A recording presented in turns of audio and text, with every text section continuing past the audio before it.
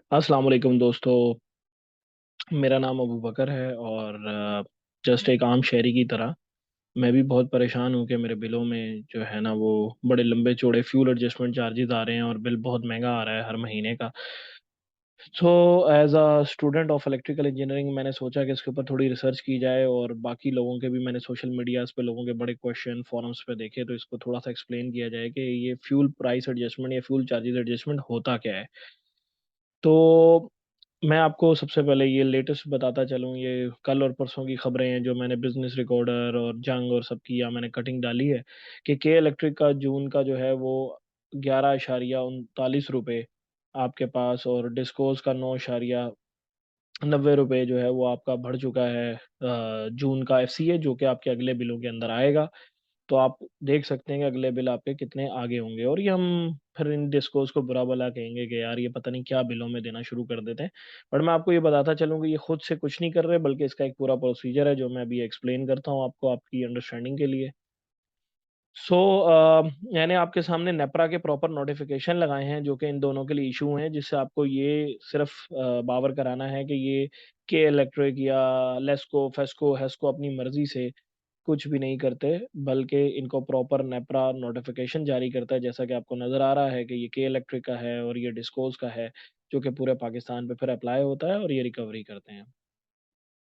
अब इसमें समझना इससे पहले हमें ये समझना चाहिए कि ये टैरिफ बनता कैसे है, ये क्यों आता है फ्यूल एडजस्टमेंट। तो इसके लिए मैं आपको बताता चलूँ कि जो बिजली हम तक पहुंचती है उसके तीन हिस्से होते हैं। एक को हम जनरेशन कहते हैं, एक को हम ट्रांसमिशन कहते हैं, और एक को हम डिस्ट्रीब्यूशन कहते हैं।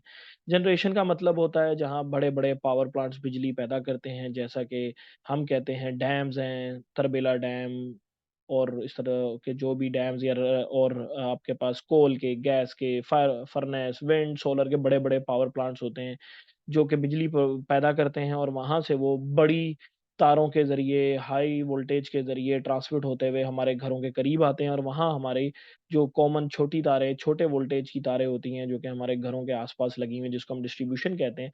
तो इन तीनों हिस्सों के पैसे, ट्रांसमिशन में जो एक्स्ट्रा पैसे लग रहे हैं, डिस्ट्रीब्यूशन के जो पैसे लग रहे हैं, वो तीनों ऐड होते हैं और हमारा एंड पे टैरिफ बनता है, जो कि हमें पे करना पड़ता है। मैं एक चीज़ आपको साथ-साथ और बताता चलूँ कि जैसे कि ये सेंट्रल पावर प्लांट से आम यूज़र तक बिजली आती है, और आम यूज़र में आपके पास इंडस्ट्रीज़ भी हैं, कमर्शियल भी हैं, रेज़िडेंशियल भी हैं, बट एक आपके पास, क्योंकि आगे एक इश्यू मैं डिस्क्राइब करूँगा तो आप एक समझ लेंगे, कैप्टिव गैस पावर प्लांट्स भी होते हैं। ये वो जनरेटर्स होते हैं जो कि इंडस्ट्री अपने पास खुद लगाती है और आम गैस के ऊपर उन जनरेटर्स को चला के बिजली पैदा करती है, और ग्रिड से बिजली नहीं लेती, मतलब जहाँ से हम बिजली ले रहे हैं वहाँ से बिजली नहीं लेती, जिसको ग्रिड कहते हैं, बल्कि वो अपने पास अलग से उसे जनरेट करती है। अच्छा, ये आपको उसी को थोड़ा-सा दोबारा एक्सप्लेन किया, generation, transmission and distribution. Generation में आप देखें जो भी पावर प्लांट्स बिजली बना रहे हैं, उनका फ्यूल कहीं न कहीं से आ रहा है। उनको पीएसओ पेट्रोल दे रहा है या एसएनजीसी गैस दे रहा है, या जो भी है कंपनियाँ उनको गैस, एलएनजी, फर्नेस ऑयल सब देती हैं। तो ही वो बिजली बना के आगे ट्रांसमिशन में देते हैं, और वहाँ से हमारी डिफरेंट डिस्कोज़ के पास बिजली आते हुए हम एंड कंज्यूमर तक हम तक पहुँचती है, और हम इसके पैसे पे करते हैं। अब इसमें एक जो बहुत ही काम की बात है वो ये है कि हमें ये समझना चाहिए कि ये जो पावर प्लांट्स हैं, ये बिजली पैदा किससे कर रहे हैं? जो हमारा पाकिस्तान में जो इश्यू आ रहा है इतना ज़्यादा, उसका रीज़न है कि हमारी जो कैपेसिटी है, हमारी जो जनरेशन है, वो आप ये देख रहे होंगे यहाँ पे कि ऑरेंज-ऑरेंज लाइन्स हैं, ये ऑरेंज लाइन शो कर रही हैं share of thermal install capacity. Thermal का मतलब होता है गैस, एलएनजी, लोकल, फॉरेन, इन सब पे हम बहुत ज़्यादा बिजली जो है वो बना रहे हैं।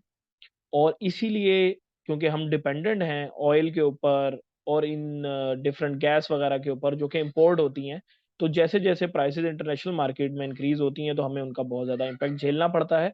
और ये आपके पास आप देख रहे होंगे लास्ट ईयर का जो हमने 59% जो बिजली है, वो हमने थर्मल से प्रोड्यूस की है। और अब मैं आपको एक एग्ज़ाम्पल के थ्रू समझाता हूँ कि फ्यूल प्राइस एक पास थ्रू आइटम है, और ये हम तक कैसे पास थ्रू होता है। ये हम पे इस तरह पास थ्रू होता है कि मैं आपको एक एग्ज़ाम्पल यूँ ले लें कि हमारे पास एक इलेक्ट्रिसिटी का बेस टैरिफ होता है, जो कि बेस टैरिफ कैलकुलेट होता है किसी रेफ़रेंस प्राइस पे। फॉर एग्ज़ाम्पल बिजली का प्राइस ₹20 पर यूनिट कैलकुलेट किया गया है।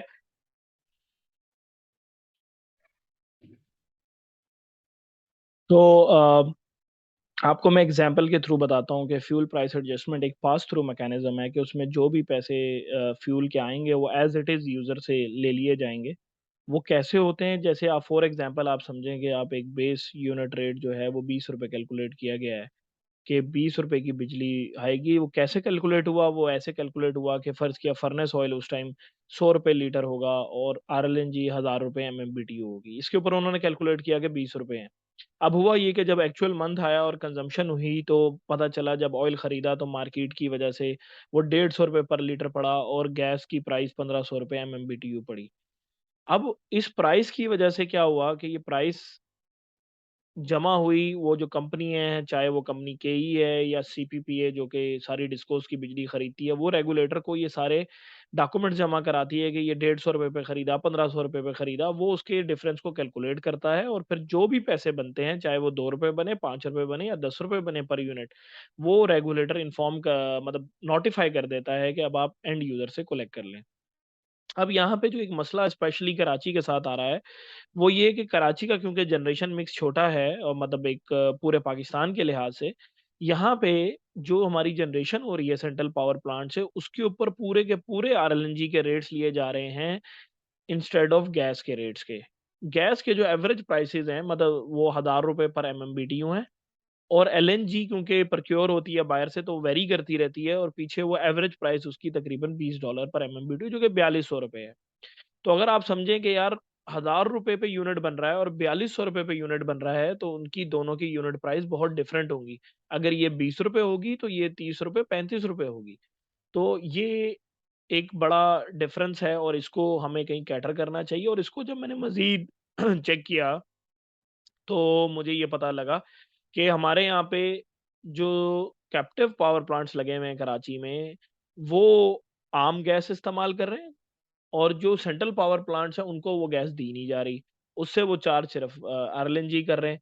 अब सेंट्रल पावर प्लांट से बिजली किसको जाती है? तमाम कंज़्यूमर्स को जाती है, आम मतलब यूज़र को जाती है। कैप्टिव वाले कौन हैं? गिनती के 10, 15, 20 बिज़नेसमैन हैं जो कि एन्जॉय कर रहे हैं बड़ा सस्ता ₹1000 पे अपनी यूनिट बनाते हैं, ₹8 ₹10 का यूनिट पड़ता है, चलाते हैं और बड़ा उससे जो भी प्रॉफ़िट आता है, ख़ैर वो तो बाद की बात है।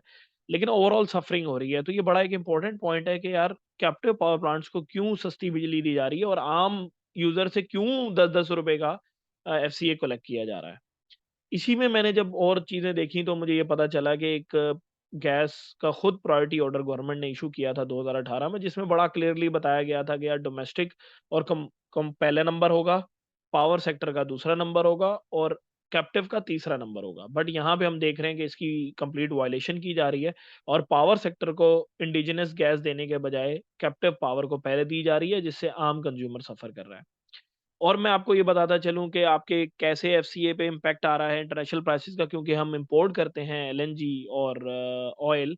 तो आप यहाँ देख सकते हैं कि जो ऑयल की प्राइसेज़ हैं, वो यहाँ पे मार्च के ऑनवर्ड्स फुल हाई चल रही हैं, 92 से ऊपर हैं सारी की सारी और जिसका इम्पैक्ट हमें अपने बिलों में नज़र आ रहा है। इसी तरह एलएनजी जो हमने पहले तो मुनासिब रेट्स पे थी बट रिसेंटली वो कितनी हाई स्पाइक्स गई हैं और वो हमें नज़र आ रही हैं। इसी तरह एफसीए में जब इनको मैं ट्रांसलेट करता हूँ, तो जो एफसीए हैं वो आपके पास पहले आते थे 1 डेढ़ ₹2 कभी नेगेटिव भी हो जाते थे, तो आम यूज़र को इतना फ़ील नहीं होता था, वो कहता था ठीक है यार मुनासिब आ रहा है बिल।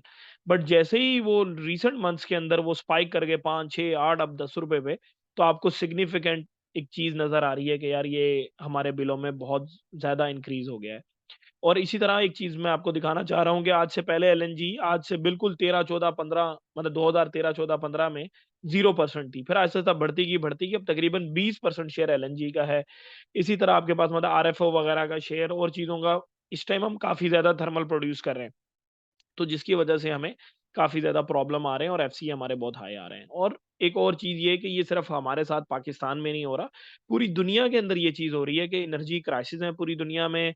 बांग्लादेश के मैंने कुछ यहाँ स्क्रीनशॉट लगाए हैं खबरों के, आप ब्रिटिश यूके में देख लें, ऑस्ट्रेलिया में देख लें, यूरोप में देख लें, पूरी दुनिया के अंदर इस टाइम एनर्जी प्राइसेज़ हाई हैं क्योंकि सब दुनिया ऑयल और गैस की ट्रेड इंटरनेशनल होती है आपस में। तो इसके बहुत से रीज़न हैं आपके पास रशिया यूक्रेन वॉर भी है और कोविड के बाद की हाई डिमांड्स भी हैं वगैरह-वगैरह बट ये हमारा टॉपिक नहीं है बट ये किससे पूरी दुनिया सफ़र हो रही है। अच्छा, मैं एक चीज़ और आपको बताता चलूँ कि जो आपका कंज़्यूमर का बिल है, उसके अंदर 3 मेन कंपोनेंट्स हमें नज़र आते हैं। एक कंपोनेंट तो है हमारा बेस टैरिफ जो हमने अभी देखा, एक फ्यूल एडजस्टमेंट होती है और उस पे टैक्स होता है 17% का। आपको मैं एक कैलकुलेशन दिखा रहा हूँ बड़ी छोटी-सी कि अगर आपके अभी अगस्त में 300 यूनिट आपने लिए हैं और फॉर एग्ज़ाम्पल ₹20 का रेट है और 400 यूनिट आपने किए थे जून में, जिसका एफसीए ₹10 आ गया, वो इस दफ़ा चार्ज होगा। तो आपका बिल ऐसे बनेगा कि 300 यूनिट है, ₹20 का रेट है, उसमें 17% टैक्स भी लग गया। इसी तरह 400 यूनिट थे पीछे जून के, उस पे ₹10 का रेट लग गया एफसीए का, 4000 उसके भी बन गए, उसपे भी टैक्स लग गया और टोटल आपका बिल 11,700। अब आप यूँ देखते हैं कि यार 300 यूनिट कंज़्यूम किए, बिल आ गया 11,700, बहुत ज़्यादा है। इसी तरह अगर यहाँ पे ये हो जाए कि एफसीए सिर्फ़ 0 उस मंथ का, चेंज कोई भी ना हो, तो आप देखेंगे आपका बिल सिर्फ़ ₹7,000 है। इसी तरह एक कैलकुलेशन और मैंने की है कि अगर किसी मैं ये अज़्यूम करूँ कि ये जो आपके पास सॉरी, जो आपका टैक्स है वो 17% के बजाय 10% है, तो आप देखेंगे कि आपके पास कुछ ना कुछ रिडक्शन बिलों में स्टार्ट होगी और अगर यहाँ पे यूनिट इससे भी ज़्यादा होते हैं, तो ये और ज़्यादा आपको डिफरेंस स्टार्ट होता है। इसको मैं नेक्स्ट स्लाइड में एक्सप्लेन करता हूँ। तो आखिर में मैं ये बताऊँगा इसका हल क्या है? मतलब जो मुझे थोड़ा-सा कि इमीडिएटली इस पे हम क्या कर सकते हैं, क्या हो सकता है? तो एक तो लॉन्ग टर्म है, लॉन्ग टर्म के अंदर तो ये होता है कि यार आपके बहुत मशवरे हैं लोगों के, रिसर्चर्स के, मेरी नाक़िस राय मैं तो एक स्टूडेंट हूँ, कि ये भई इंस्टॉल रिन्यूएबल एनर्जी, बहुत ज़्यादा सोलर विंड लगा लें, न्यूक्लियर के पावर प्लांट लगाएँ, लोकल कोल प्लांट, ताकि आपको बाहर से ऑयल और एलएनजी ना खरीदना पड़े और आप पे इतना ज़्यादा एफसीए के इम्पैक्ट्स ना आएँ।